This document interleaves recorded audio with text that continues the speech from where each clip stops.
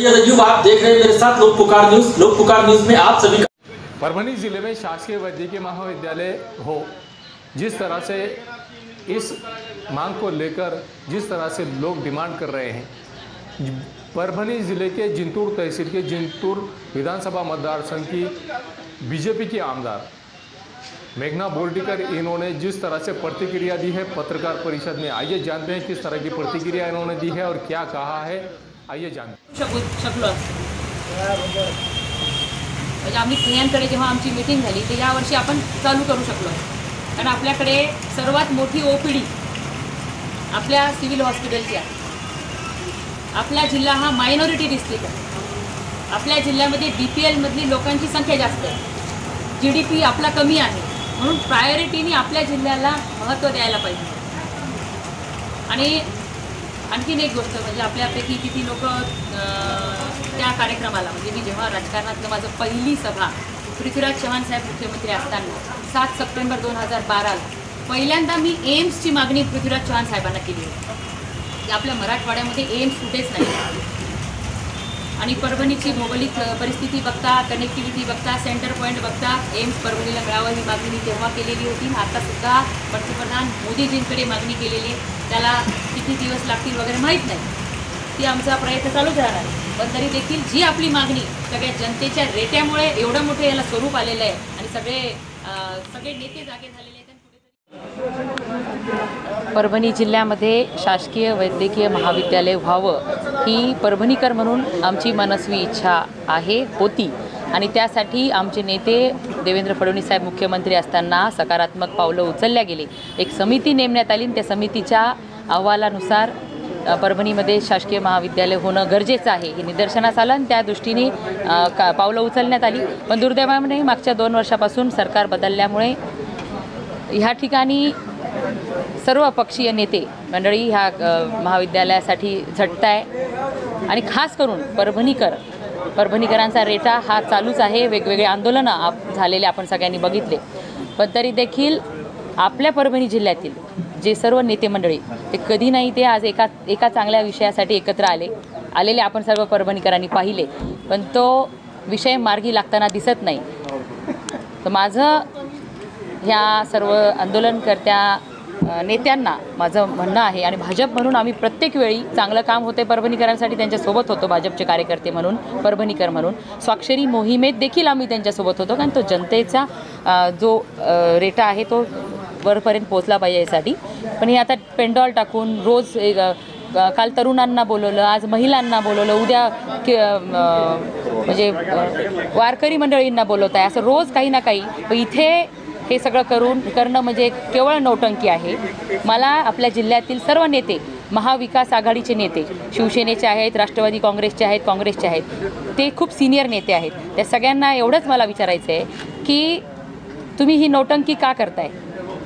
मला एक प्रश्न आहे माझा की तुमचं वजन तुमच्या नेत्यांच्या पुढे पडत नाही किंवा तुमच्या नेत्यांची इच्छाशक्ती नाही आहे की परभणीला शासकीय वैद्यकीय महाविद्यालय मिळावं। नेमकं कशासाठी चाललेली सत्ताधारी आंदोलन करत आहेत, सत्ताधाऱ्यांनी आंदोलन चलते हैं अगली खबर की तरफ। शेयर करें, लाइक करें, कमेंट्स करें और सब्सक्राइब करें, साथ ही साथ बेल आइकन को दबाएं ताकि आने वाली वीडियो। परभनी जिले के सौ कमलताई जामकर महिला महाविद्यालय में पदवी वितरण समारोह का आयोजन 2 सितंबर 2021 को इस प्रोग्राम का आयोजन किया गया था। इस प्रोग्राम के आयोजन के तौर पर संस्था के अध्यक्ष हेमंतराव जी जामकर, उसी के साथ में प्रमुख अतिथि के तौर पर परभनी के जिलाधिकारी श्रीमती आंचल सूद गोयल इनकी उपस्थिति थी। इनकी उपस्थिति के दौरान जिस तरह से प्रोग्राम लिया गया, इस प्रोग्राम में महानगर पालिका के विरोधी पक्ष नेते राष्ट्रवादी कांग्रेस के विजयराव जी जामकर, उसी के साथ में एडवोकेट किरण सूबेदार, डॉक्टर संजय टाकड़कर मौजूदगी थी और इनकी मौजूदगी में ये प्रोग्राम लिया गया है। पदवी वितरण समारोह का प्रोग्राम लिया गया है। परभनी के जिलाधिकारी श्रीमती आंचल गोयल, इन्होंने जिस तरह से अपनी प्रतिक्रिया व्यक्त की है, जिस तरह से इन्होंने अपने अनुभव पेश किए हैं, इनके अनुभव किस तरह के रहे हैं। परभनी जिले में 1 महीना हो गया श्रीमती आंचल गोयल इन्हें अपना पदभार स्वीकारने के बाद में ये पहली बार किसी पब्लिक प्रोग्राम में आए और पब्लिक प्रोग्राम में आने के बाद में इन्होंने जिस तरह की प्रतिक्रिया दी है, यहाँ की महिलाओं को, यहाँ की विद्यार्थिनियों को जिस तरह से इन्होंने मार्गदर्शन किया है, खुद के अनुभव किस तरह से इन्होंने शेयर किया है, और खुद के अनुभव शेयर करने के बाद में श्रीमती आंचल गोयल इन्होंने ये कहा है यहाँ की विद्यार्थिनियों से, यहाँ के स्टूडेंट्स से, कि आप अगर अपना कैरियर बनाना चाहते हैं तो कैरियर बनाने के लिए सबसे ज़्यादा ज़रूरी ये बात है कि आपने इस बात का ख्याल रखना चाहिए कि सबसे पहले अपने आप को इस माहौल में ढालना चाहिए, और ढालने के बाद में अपने आप को मजबूत बनाना चाहिए और कॉम्पिटिटिव एग्ज़ाम के लिए अपने आप को तैयार करना चाहिए। कॉम्पिटिटिव एग्ज़ाम के लिए तैयार करने के बाद में हम जिस तरह से अपने आप को शासकीय, जिस तरह से अपने आप को पब्लिक सर्वेंट अगर बनाना है तो उस पोजीशन पर अपने आप को ले जाना है, और ले जाने के बाद में अपने आप को मजबूत बनाने के लिए एक समाज के लिए, समाज से फाइट भी हमें करना पड़ता है, और समाज से फाइट करने के बाद में किस तरह से इन्होंने अपनी मिसाल देकर यहाँ के विद्यार्थियों को एक्सप्लेन किया है। आइए जानते हैं किस तरह की प्रतिक्रिया परभणी के जिलाधिकारी श्रीमती आंचल गोयल इन्होंने दी। Because students achieve his degree by very painful efforts and hard work, and that is why it should be bestowed by very eminent personality from the society. And before his, because making the world life, the role of parents have important and remarkable. Honorable Madam, technology and the certificate course, the beautification, the bakery production, writing skill, and GST, the tally program, all these courses are certificate courses. Madam, 861 girl students seek their admission in the different courses. College has 12B status of UGC. UGC has awarded the college for potential access status to our college in the year 2015-16. We have completed 3 cycles of NAC. मला वाटतं हा आपला तिसरा पदवी वितरण समारंभ आहे। गेल्या वर्षी आपण पदवी वितरण समारंभ करू शकलो नाही, हा तिसरा आहे। पहिला पदवी वितरण समारंभाला आपल्या विद्यापीठाचे माजी कुलगुरू आदरणीय पंडित विद्यासागरजी होते, आणि हा असा भारत तिसरा पदवी वितरण समारंभ गेल्या वर्षी होऊ शकला नाही कोविडमुळे, आणि आज आपल्याला आदरणीय गोयल मॅडम लाभल्या। महिला महाविद्यालय महानंदा महाविद्यालयाचा पदवी वितरण समारंभ एका महिला कलेक्टरच्या हाताने होतो, हे फार छान योगायोग आहे।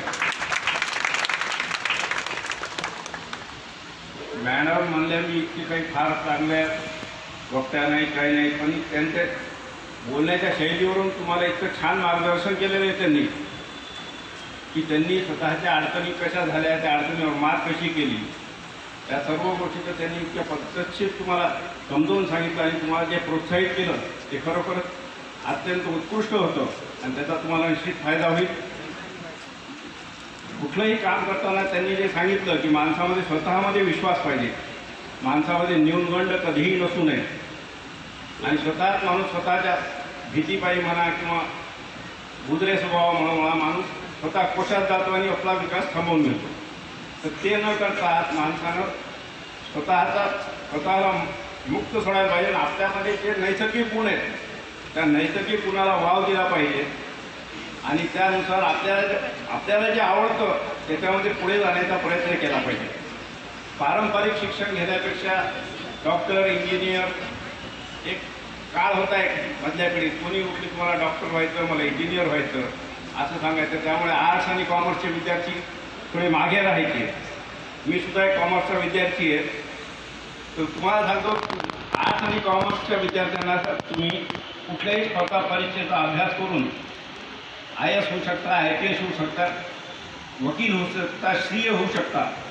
कालच आपल्या सुप्रीम कोर्टमध्ये 3 महिला जजेसनी शपथविधी घेतलेला आहे, तर तुम्ही सुद्धा त्या बाबतीत कुठेही मागे नाही असं जर आपण ठरवलं तर आपण सुद्धा त्या पदापर्यंत पोहोचू शकतो।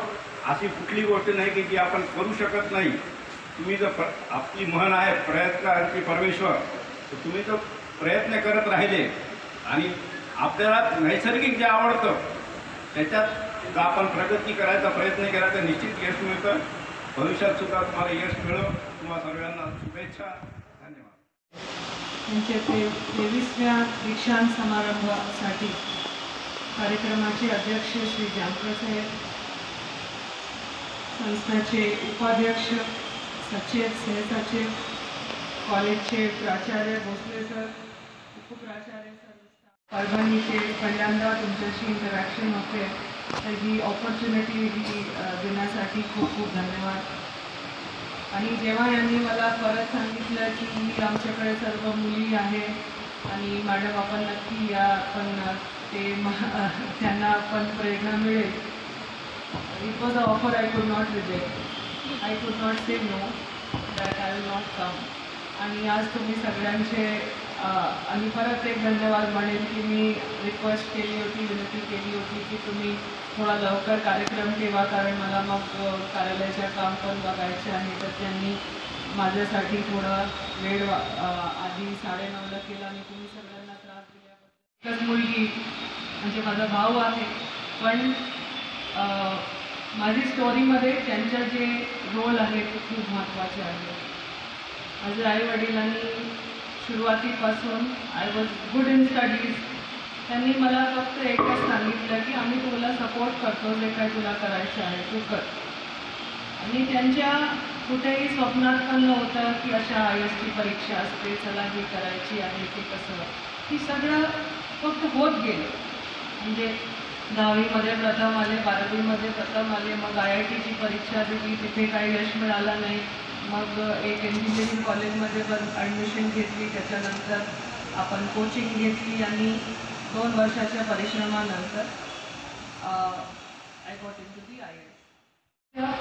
तुम्हाला टीचर व्हायचं असेल, काही पण इथे बसलेले तुम्ही कोणताही महापुरुष किंवा काही कोणतेही माणसाचं नाव घ्या, हार्डवर्कशिवाय, कठोर परिश्रमशिवाय त्यांना काहीच मिळणार नाही. ती स्टोरी असेल, काहीतरी सांगा की मुलींना थोडा त्याच्यामध्ये प्रेरणा मिळेल. तर ही जे वर्ष असतात आपल्या जीवनाच्या, एवढे आनंदाचे वर्ष असतात, आपल्यावर एवढी काही जबाबदारी नसते, पण आपल्यामध्ये काहीतरी जिद्द असते, काहीतरी करायचे असते. इथे बसलेले सर्व मंचावर सर्व लोक तुमचे सब लोक जेलस आहेत. सगळ्या लोकांना तुमच्यामुळे म्हणजे अरे यार हम भी इसी स्टेज बैठे, अरे यार आता ते आपण कारण याच्यानंतरची जे पुढील जे वाटचाल आहे आपल्या जीवनाची ती खूप महत्त्वाची असते. आणि ही आता तुम्ही एक फाउंडेशन आपलं तयार केलेलं आहे या ठिकाणी एक डिग्री प्राप्त करून. मला असं वाटते की तुम्ही सगळ्यांच्या सौभाग्य आहे की 100 वर्षापासून ही संस्था आहे, तर तुम्हाला इथे वाचायची आणि शिकायची संधी मिळाली. तुम्ही सगळ्यांच्या सौभाग्य आहे. आणि आता नेहमी मी आपल्या परत माझा जे मला जे इथे घेण्याचा जे माझा उद्देश आहे त्याच्यावर मी बोलते. आता मला सगळे लोक चलते हैं अगली खबर की तरफ. शेयर करें. परभणी जिले में शासकीय वैद्यकीय महाविद्यालय जिस तरह से होना चाहिए इसकी मांग को लेकर आज 2 सितंबर 2021 को सर्वदलीय महिलाओं की जानिब से जिस तरह से धरने आंदोलन किया गया है, धरने आंदोलन तो किया ही गया है, लेकिन यहाँ पर कुछ विद्यार्थियों ने अपनी कलाकृति भी पेश की है. और कलाकृति पेश करने के बाद में आइए जानते हैं, ये नज़ारा देखिए आप कि किस तरह से इन लोगों ने धरने आंदोलन किया है सर्वदलीय.